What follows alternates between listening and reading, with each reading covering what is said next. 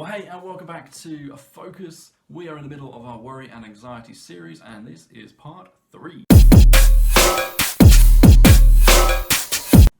When you're worried, when you're anxious, when you're feeling like things just aren't going well, when things are going wrong, I wonder whether you blame God, whether you get frustrated or angry at Him for allowing that to happen.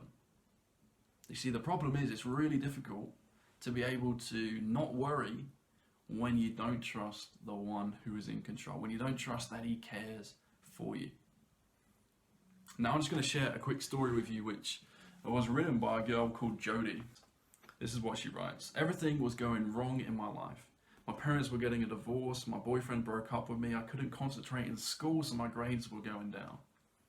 My faith was affected too. I couldn't understand why God allowed all this to happen to me. When I prayed, I felt like I was talking to myself. I guess I was mad at God, blaming Him in my heart for the things that were happening. I tried to read the Bible anyway, even though I was struggling spiritually. One day I read Psalm 46. Verse 10 really made me stop and think. This verse seemed to say, stop looking at your problems and look at me. Look at who I am. I realized God was in charge. He knew exactly what He was doing and had a purpose in mind for what I was going through. I just needed to accept it and believe He is a loving God who would never deliberately hurt me. That changed my perspective. Instead of blaming God, I asked Him to help me through my struggles. And He has. Things are still rough sometimes, but now I know that God is for me and He will work things out for good. As Romans 8:31 says, if God is for us, who can ever be against us? How amazing is that story? Perhaps today you need to know that God has a purpose in mind for what you are going through. God has a purpose in mind for what you are going through. It says this in Romans 8 verse 28, and we know that God causes everything to work together for the good of those who love God and are called according to His purpose for them. God truly can change a situation that is bad, where things aren't going right, and He can bring something good out of that. God can do that, and He can do that for you today. Things that are going wrong, God can bring good out of that. He makes everything work together for good.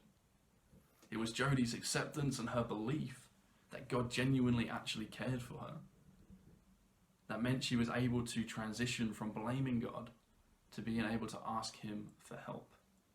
So I wonder where you're at today. Are you blaming God? Or are you asking Him for help? Because you can't really do both at the same time. Psalm 46 verses 1 to 2 says, God is our refuge and strength, always ready to help in times of trouble. So we will not fear when earthquakes come and mountains crumble into the sea. If we go down a bit to verse 10 to 11, it says, be still and know that I am God.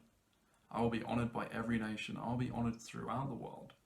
The Lord of heaven's armies is here among us. The God of Israel is our fortress. So this tells us that God is always ready to help you in your time of trouble. When you're feeling worried, when you're feeling anxious, God is with you. But maybe when it comes to giving your worries and your anxieties to God, you're a little bit like a delivery driver. You've got this box of worry to deliver, and you pull up outside Jesus' door. And you put that worry, that box of worry, at the bottom of the door. You walk away and forget to knock. You can see the worry still there. That box has not been properly delivered. It's sitting there. You haven't even knocked on the door.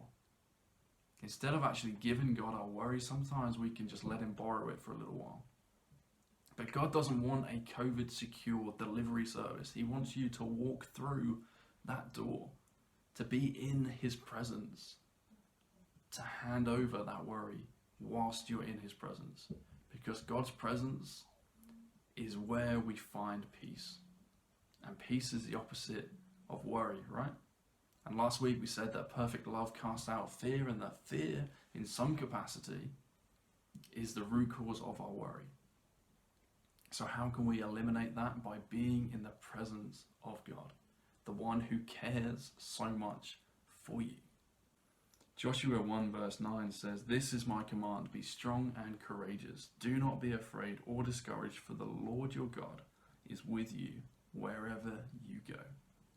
So do you actually believe that the God of the universe, the God who created heaven and earth, who brought everything into being, the God who reigns over everything,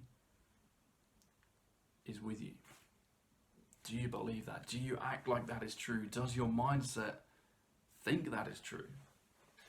Well, today, why not shift your focus off of the things that you're worried about, off of the things that you're anxious about? And instead of thinking about those things and giving that your attention, why not shift it and give your attention to God?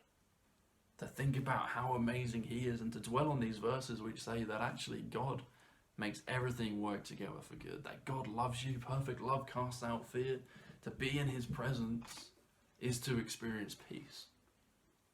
So this week, why not spend some time in the presence of God so that you can experience the peace that only He can bring, a peace that eliminates our worry, that eliminates our fear, and that helps you to walk out the rest of your day in freedom.